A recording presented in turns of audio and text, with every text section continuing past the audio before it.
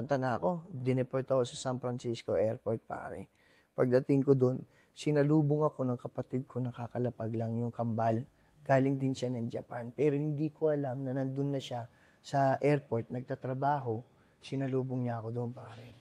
Tapos, dinala niya ako doon sa Pilipino tinitira namin, na kaibigan namin. Pero di niya pwede sabihin na, hoy, kakalaya lang nito kasi pamilya tong tinulugan namin eh.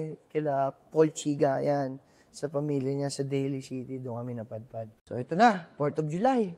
Wala akong kamalay-malay. Anong araw yun? Araw ng kalayahan. Sabi ng mga Pilipino to, pre, pinagandaan na namin, pre. Dami pagkain, dami manok, dami kakalaya ko lang, pre. Ngayon ako nakita ng karamaming fried chicken, maraming ano.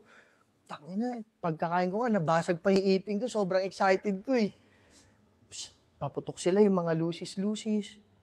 Sabi niya, pre, ito, may paputok pa. So, may paglabas ko sa pinto, pre, may nakita akong may mga fireworks sa iba. Pre, nangyari nung araw ngayon. Gago, pre, Independence Day ngayon.